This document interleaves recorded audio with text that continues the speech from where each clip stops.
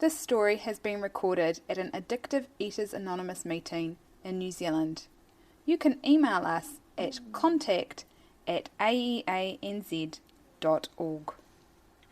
And as tonight is the first Friday of the month, we have a speaker who will share her story. So I'd like to welcome lovely Joanne's looking lovely there. Oh, dressed up especially for the occasion. Good on you. I'm Joanne, I'm an addictive eater. I'm Joanne. We've got a challenge tonight, haven't we, Robin? We have. Both of us yes. normally doze off to sleep, and tonight we're not going to be able to do that. I remember my first meeting. I remember the people in the room. And that meeting, right from the start, I was amazed at other people who shared their stories and talked about the way that I felt and the things that I'd done with food. So from a really, really, really young age, probably just ever since I can remember, I felt really different. You know, I felt like I didn't fit in my family. And I wasn't thinking that at the time. I mean, that was when I was really little, they're my earliest memories of always feeling uncomfortable and always feeling different. I was a really, really difficult child. I was one of 4, and so I was the third eldest, and my mother did not have the problems that she had with me with the others. She said I changed when she brought my younger sister home, and that could be true, you know, envious and jealous, and I was only 18 months old, so I don't know. But she always talks and refers to me as that little girl with the curl, you know, when she was when she was good, she was something, when she was terrible, she was horrid or something like that. She never knew what I was going to be like. That never changed right throughout my whole life. She never knew what I was going to wake up like in the morning, and she never knew what she was going to get into. If she put a dress on me, I wanted pants. If she put pants on me, I wanted a dress. If she put anything nice, you know, pom-poms, I'd pull the pom-poms off. I'd hold my breath, I'd pass out, I'd wet my knickers, oh my God, everything for attention. And even as I got older, I still wanted that attention. You know, I would have been diagnosed with ADHD, I know that,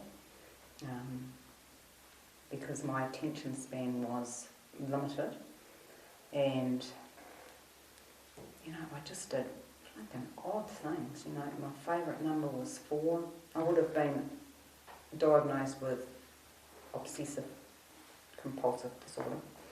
My favourite number was 4. Everything I did was this bloody number 4. It was like you really didn't want to have a favourite number. You know, if I grinded my teeth on the bottom, you know, I'd have to do it 4 times. I'd have to do it 4 times on the other side, 4 times on the top, 4 times on the other side. If I turned the switch off, sometimes I could turn the light switch off and it would be fine. But if I was in that, you know, kind of like number thing, I'd have to turn it off, and I'd have to turn it off 4 times. If I got into bed and I kicked my legs, I'd have to kick my legs 4 times. Like, it absolutely drove me nuts. I never ever told anyone about it. Like, I never mentioned it to anyone at all, which is kind of lucky. But those sort of things, you know, I just did. You know, it was in me. You know, I didn't know that any of that was this disease. I do now. I don't believe that I had a whole lot of things wrong with me. I believe that I had one thing wrong with me, which is I'm an addict, and my main substance is food. So growing up and trying to be relatively normal in a family, I don't know when I first started realising that food was a problem. Life was always a problem. Primary school was hard. I felt I felt like the odd one in primary school. I felt lonely. The self-hatred started. I started having feelings and being obsessed around body weight. And I only know that because I remember going to the dentist, and it was because it was so long ago. It was the pump-up chair. She used to get you up. And the chair started squeaking as it was going up. And she says, "Oh my gosh, you're getting too big for this chair." And straight away I thought, she means that I'm overweight and I'm too fat for the chair. And then I was still sitting on my dad's neck having a nurse. That surprises me, even being able to remember that, because that was very, very rare. My father was an alcoholic, and there wasn't a lot of communication or interactions with him at all. Like it was very, very rare that I would have sat on his knee. And when he made a comment about, "You're getting too big to sit on my knee," he was mean. I know that he was mean. He'd actually started to get a little bit older, you know. I don't know how old I was. But to me, I thought he's meaning, "You're getting way too big and fat to sit on my knee." We'd go out for outings on a Sunday. Dreadful outings, because he drove the car at about 20 miles per hour. And I thought we were going to get a park. I always used to joke that we'd get a parking ticket driving. It was so embarrassing. It was the slowest driver on earth. And so you'd be embarrassed and hiding down on the back and everything like that. But we'd reverse down the driveway, and you'd go out the driveway, and the exhaust pipe hits on the ground, and it's like, oh my God, that's my weight, that's because of me. So the whole time that we're on this outing, I'm thinking, how can I sit forward in the car so that when we go back up the driveway, the exhaust pipe does not hit on the ground? Kids don't think like that. You know, kids that don't have this disease and are not obsessed about their body weight. I wasn't even overweight, I don't think, at that stage. But normal kids don't obsess about things like that. You know, I wasn't thinking about food. I don't recall thinking about food and wanting food and thinking about it all the time. But I was certainly recall the obsession with my body and feeling very, very different. As time went on, I mean, I wasn't at high school, so I wasn't 12, I would have been, you know, under 10 and under. And, you know, things just gradually got worse, and the anger came in. The mood swings. You know, I actually remember starting high school, and I was very, very moody. I was taking a lot of the anger out on my family, especially my mum, you know. She was just doing her best trying to bring up, she had her own addiction, you know, with food. And she was just doing her best trying to bring up 4 girls with an alcoholic husband with very little money and trying to make ends meet. And, you know, it was, what's my train of thought? But yeah, so I took a lot of that anger out on her. And I can remember going to high school and just feeling so angry all the time, but not knowing why. It was a blank mood, you know. I didn't know how to get out of that mood. I wouldn't have said like it was depression or anything like that. Nobody would have thought at school, any of my friends, that I was depressed, or they wouldn't have seen the angry side. They would have just seen somebody who was either shy or somebody who was making jokes all the time, trying to be a bit of a cool girl in a group, you know, making jokes and saying things. That's how they would have seen me. And yet, it's not how I felt inside. I felt so different with in a large group of friends, you know, I had heaps of friends, and yet I never felt a part of. That's when I did start noticing it about food and trying to diet. so consumed with trying to fit in and wanting to be normal and not knowing how to be like that. Things just progressed from there. By the time I came in here, I just thought that I was absolutely mental. You know, I'd been sitting in, going to counsellors and sitting in the doctors, talking about thoughts of you know, feeling like I was schizo, because the moods were just so, you know, they were never really high, they were normally really low, but it was just the moods, either good or bad. I could only either have good moods or bad moods, you know, good days, bad days. I didn't know what I was going to wake up with, and it was really hard, and it was actually quite frightening, thinking that something was seriously wrong with me and not knowing what that was. My family tried to stay away from me. They didn't know how to approach me and whether or not, you know, things would be good or bad on those days. I ended up having my first son when I was 20. I had him early at 30 weeks, and that was diet related, preeclampsia, and that was really related to the way that I was eating. I hated being pregnant because I hated putting weight on.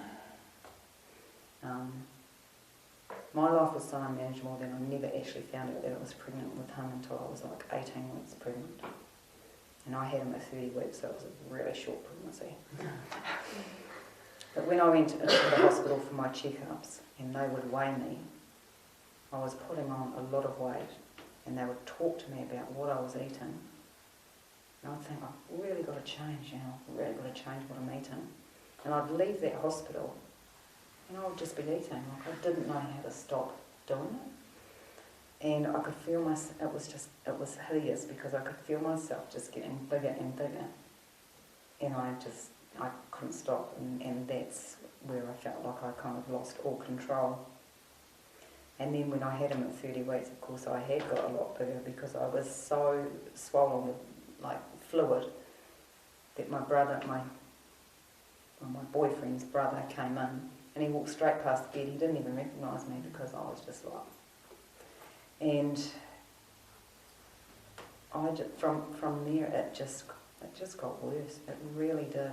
Because up until that point, I was smoking pot, was taking pills, because my friends were all, bar one, were all into smoking pot, taking pills and drinking. I only had any other friends. Dropped 3 of them off in Queen Mary, and never thought that I would end up there, but dropped 3 of them off here. And because I was using food, drugs and alcohol all together, and then when I got pregnant, I stopped all of those things. The food took off, and I guess life just went on a big slide downward. I was over in Australia with no family around me, and I just found it really, really, really hard. I came back to New Zealand, and I was still with Jacob's father, and I was just getting nuttier and nuttier, trying to parent this wee boy and trying to be a partner. And I just did not know how to do it. Like, I could parent, but when he was like in bed, or when I didn't have to be parenting him, I felt like I was just going absolutely mad. And then I went on to have more children, and the mental stuff in my head just got worse and worse and worse, and the food got worse. So I was not wanting to put on weight, but not knowing how to stop eating. I'd get on the scales, I'd get off the scales. I went through a period of trying to vomit so that I could lose weight. I wasn't very successful at that. My head, I was really wanting to be locked up in a loony bin, because I couldn't handle the thoughts that were going on in my head all the time. As my boys got older, I started taking out all that anger on them. I never wanted to be a mother who was angry, that would end up yelling and swearing and smacking, and I wanted to be patient and just a good role model and just be a good mum. And I'd put them down to bed at night and I'd think, a lot of the time I would have so much guilt about that I would end up in tears, and I'd think, tomorrow I'm going to be so different tomorrow. I'm going to be such a good mum. I'm going to be patient with them. I'm going to get them off to school by that time school, without them getting upset. I'm going to do all of these things, and the next morning I'd wake up and like a switch went down. I was angry, and none of that stuff happened, and if somebody came into the home, they would have seen a really set routine, kids up, kids dressed, beds made, dishes on, washing going, floor vacuum, clean, routine, structured house, and yet I was an absolute mess inside, and they wouldn't have seen any of that other stuff. It got to the point where I didn't even want to walk outside, down to the shops, down to the school, or be involved anywhere in the community, because I was so paranoid within myself that I felt like everybody was watching me. And I'd get home, kids would come home from school, and I could not wait for it to get dark so that I could shut those curtains up, and it was another day gone. And it was just such an awful, awful way to live. I took out a lot of that anger and frustration on my ex-husband at the time. He was a normal, I see him as that he was a normal guy who just wanted to be a good provider, be a good husband, be a good father. And actually through my behaviour and the way that I ended up making him feel like he was actually going nuts.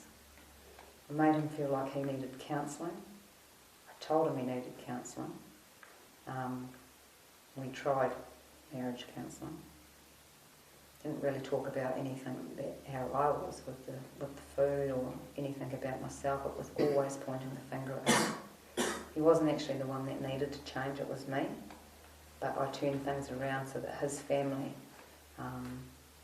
all thought that he was just such this angry guy, and that he really, really needed help, because when anybody came to visit, for a period of time I could behave myself, and I manipulated things around so that it looked like he was the bad egg and he was the one that lost the plot. And I had to make amends for that. But at the time I just absolutely did not know how to stop being like that. I didn't want to be like that, but I just didn't know how to stop being like that. So when I came here, I went up to Queen Mary as a family member, because I thought that all my problems, after I'd been to counselling for a while, I thought that all my problems were related to my father being an alcoholic. I truly believed that, and when I talked to counsellors about the moods and the way I was feeling, they agreed, and they said, you've grown up in an alcoholic family, and you're a family member of an alcoholic, and it impacts on your life, and said that I needed to go to Queen Mary. And I went there, and I was in Al-Anon for a wee while. And when I was up there was another girl that shared the dorm with me. She used to go to a food fellowship, and she was in Queen Mary for the second time. And she talked to me about what she used to do with the food, and that there was actually a place like Alcoholics Anonymous, but it was with food. And when I was there, I was pregnant with my fourth son, and I was quite pregnant, and I would go down to the shop after I'd had a meal, go down to the shop, get a paper, buy a whole lot of things, put it inside the paper, put the paper under my arms, and walk back to the room, get it out in the room, and I'd eat it in the room, and then try and carry on like a normal day.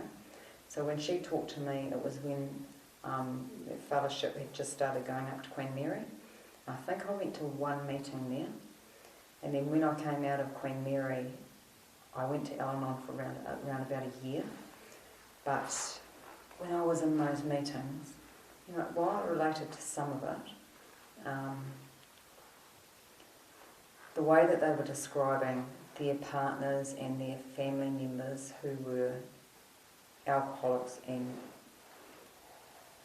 drug addicts, they were describing, they seemed like they were getting better, and they were describing me and my behaviour that was still the same. So I knew that there was something that wasn't quite right, that I knew I was on the right track around, other alcoholics and addicts when they shared, because it was the first time that I felt normal was when I was in Queen Mary. So I knew I was kind of on the right track, but didn't know how or what to do just to get, for some things to change, because nothing was changing. I knew the 12-step fellowship worked, but this wasn't quite working for me. And I remembered what that girl had said to me in Queen Mary. And so I rang that fellowship, and 2 girls came and seen me. And they talked to me about the food and what they did with the food. And I was waking up in the morning and I was eating all day, and I just could not stop eating. I remember it wasn't that long after I'd had the baby. I can remember that self-hatred, absolutely hated myself. I had psoriasis really bad, so I felt yuck. Standing in front of the mirror, and I was crying. I was thinking, what am I going to do? What can I do? I just felt so lost and hopeless, like nothing was ever going to change and nothing was ever going to work. And then when I rang those 2 ladies and they came and seen me, I just knew that was it. Like, it was just like everything right there. They knew exactly what it was like, exactly what I was thinking, what I was feeling, the same struggles with food, the same struggles with body image and life and anger and self-loathing and all of those things. Every single thing that they said, I knew that they had experienced the same thing, and they weren't like that anymore. I didn't know that it really wasn't about size, that it was my thinking. They were a normal size, but they were so peaceful, and I came to a meeting, and from that very first meeting, I was excited, like for the first time in my life. Like, I had a little bit at that Queen Mary where I knew that people knew, but when I sat in a meeting, I really, really knew that people knew what was wrong with me. And they were happy, they were free, they weren't struggling anymore. And I thought, I've found it. Like, I've actually found it. I've found out what was wrong with me. Because I was really, really scared that I was schizo. Like, I truly was. I never had experienced one day where I felt comfortable myself, ever in my whole life. I had never, ever experienced that. And then I sit in the room and I just felt that peace, even though I didn't have that freedom. I felt that peace, that actually something was going to be okay. And I started coming to meetings, and I got a sponsor, and I tried to stay on a food plan, and I did for a very short time. But I started eating again, and I couldn't stop. My eating got a lot worse from before I came in. I would leave meetings and I would eat. I'd be down on my knees every single morning, begging to get through that day without eating, and I couldn't. And I'd ring my sponsor, and she kept on. She was really patient. She never once said, actually, I can't sponsor you because you can't stop eating. She said, keep doing what you're doing, it's a gift. She shared her experience, and still I knew that she knew what it was like. And I didn't know what she meant by sharing, like, keep doing what you're doing, it's a gift. I didn't know what that meant, just the same as I didn't know what it meant for people to feel comfortable in their skin and to actually love themselves. I didn't know any of that because it had not ever been a part of my life. And I kept on coming to meetings. I had to say that I've been eating again today. I felt like sliding under my chair. I thought, this program is really not going to work for me. I cried. People would come in after me and they seemed to get it really quickly. Some people got it straight away, and I thought, I'm just doing things wrong. But I was praying. I was so scared that it was because I was praying wrong. And I'd get the big book out, and I would open it up, and I would read the prayers, and I would read a line, open my eyes, read another line, open my eyes. I was so scared that I was getting that wrong, and that was why I was not going to get it. And it talks about those poor unfortunates in the book, and Kay talks about that. And I thought, I'm one of them. I'm actually not going to get this program. And I think it was for around about 2 years that that just kept on happening. I could not stop.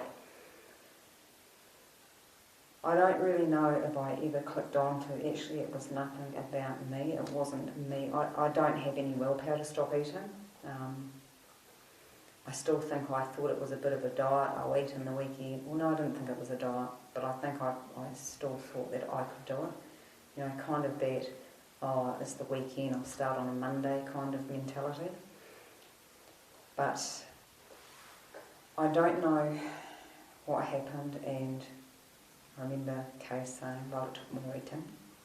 It did take more eating, a lot more eating, and one day, I don't know how, but one day I can, it's as plain as anything, that I had all the food sitting on the bench.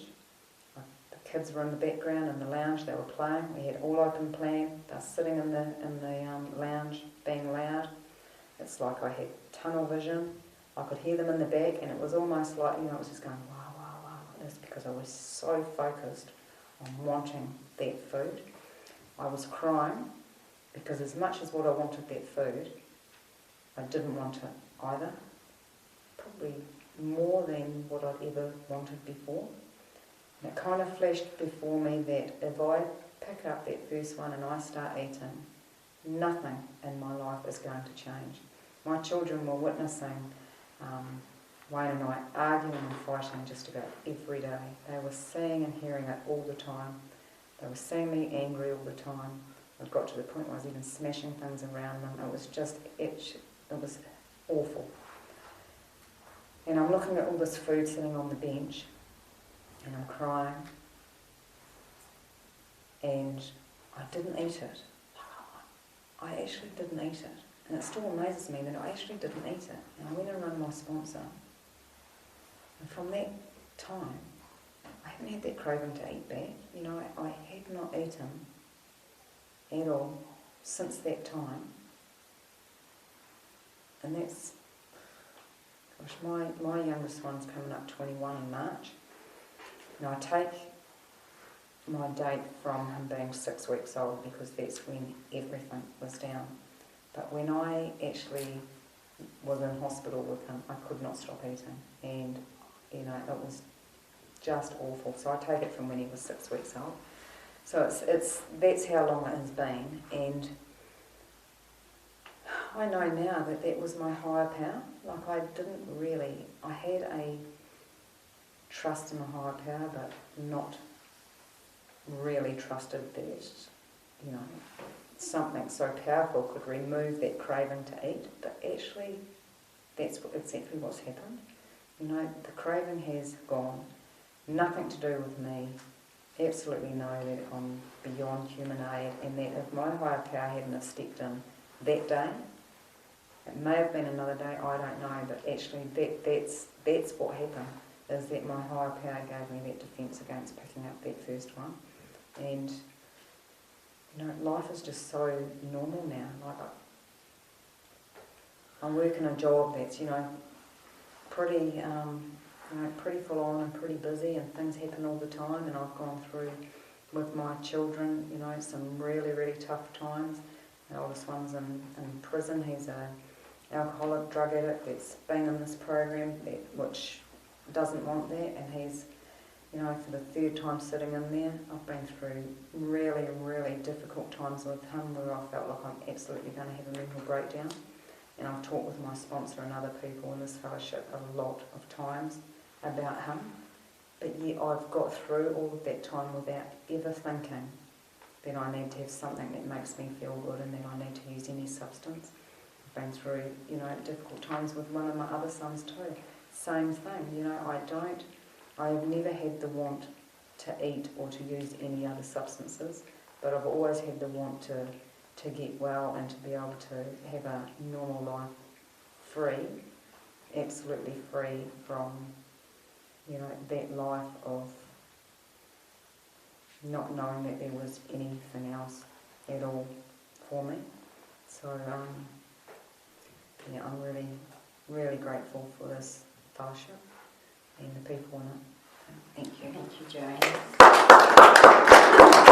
Joanne.